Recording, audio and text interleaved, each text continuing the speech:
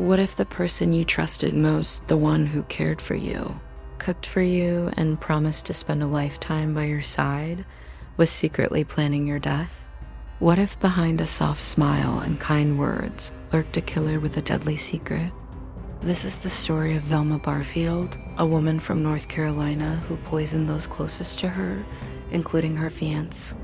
And before we begin this chilling journey into betrayal and death, make sure you subscribe to the channel so you don't miss more stories that reveal the darkest corners of true crime. Velma Barfield was born in 1932 in rural North Carolina, raised in a strict, deeply religious household. Her childhood was marked by poverty and discipline, but she was known as a bright girl who dreamed of a better life. As a young woman, Velma seemed ordinary, even kind, with nothing to suggest the darkness that would one day emerge. She married Thomas Burke when she was still young, and together they built a family, raising 2 children. For a time, life looked normal, even happy. But under the surface, Velma struggled. Thomas drank heavily, and the marriage was troubled.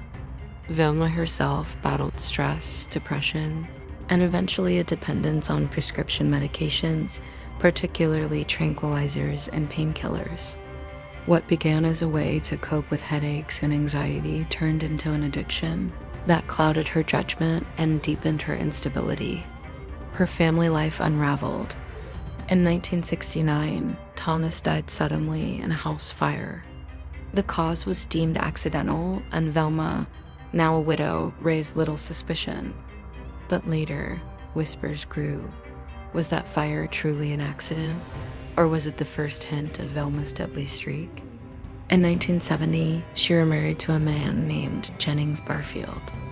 But tragedy struck again just a few years later when Jennings died suddenly in 1971.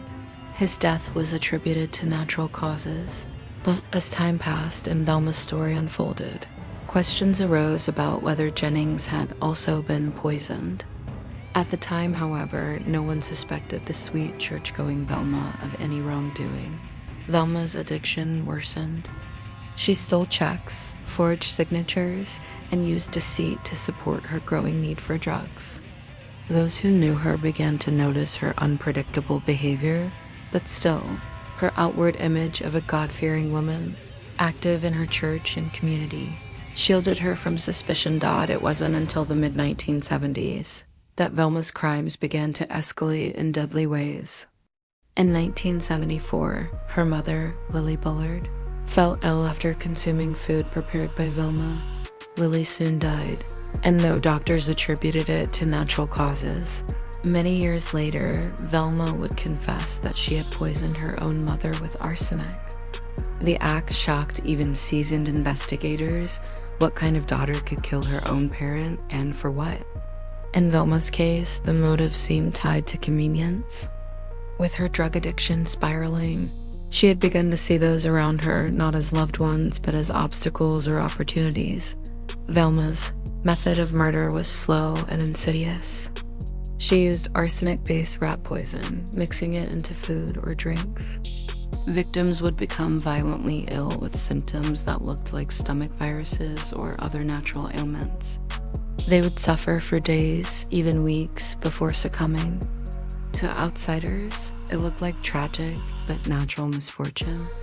To Velma, it was an effective way to eliminate problems while avoiding suspicion. Over the next few years, Velma poisoned several more people close to her. Among them were her boyfriend, Stuart Taylor, and others who had trusted her completely. Stuart Taylor's death in 1978 was the turning point. He was a kind man who cared deeply for Velma, and when he fell suddenly ill, doctors began to question what was happening. An autopsy revealed arsenic in his system, and suspicion quickly turned to Velma, who had been caring for him and preparing his meals.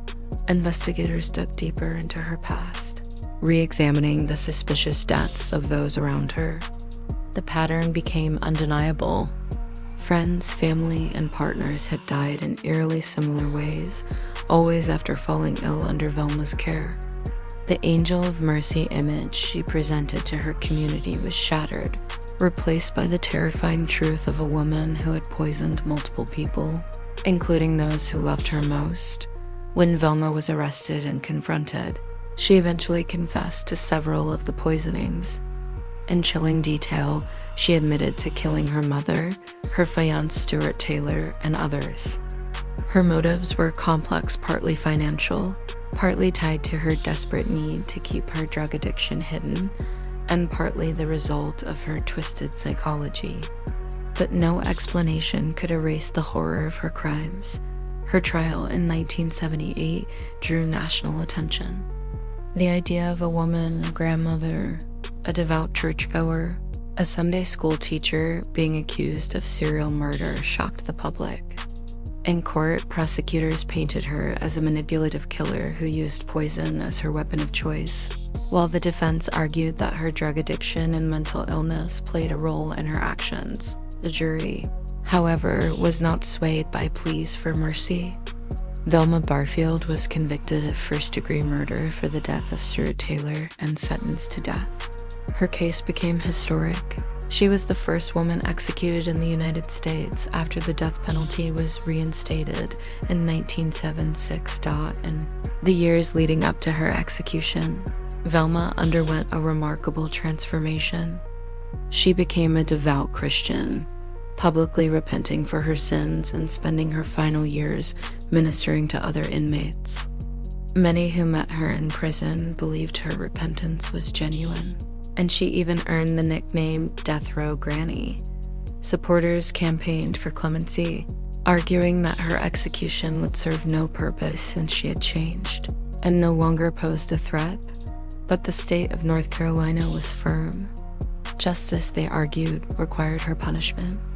On November 2, 1984, Velma Barfield was executed by lethal injection. As she was strapped to the gurney, she prayed and apologized, asking for forgiveness from God and from the families of her victims. She was 52 years old. Velma's execution was heavily covered by the media. Outside the prison, crowds gathered, some protesting against the death penalty, others demanding justice for the lives she had taken. Inside, witnesses described her as calm, resigned, and peaceful, a stark contrast to the suffering she had inflicted on those she poisoned. The story of Velma Barfield remains one of America's most unsettling cases of betrayal. She was not a stranger lurking in the shadows. She was a mother, a grandmother, a caregiver, and a trusted companion. Her crimes remind us that evil often hides behind the most ordinary of faces, wearing the mask of kindness and love. Even now, her case continues to stir debate. Was she a heartless murderer who deserved her fate, or a broken woman destroyed by addiction and mental illness who might have been saved under different circumstances? No matter the interpretation, the facts remain. Several innocent lives were ended by her hand, and the betrayal was all the more horrifying because of the trust her victims placed in her dot. So, the next time you hear of a story where tragedy strikes again and again around the same person, remember Velma Barfield. Remember the woman who smiled in church on Sundays but mixed poison into dinners on weeknights. And remember that sometimes the most dangerous killers are not strangers, but the very people we believe would never harm us.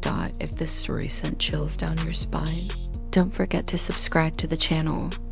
We bring you more true crime cases, dark histories, and unsettling tales that force us to look at the shadows lurking in human nature. Stay tuned, because the past is filled with secrets that are too chilling to ignore.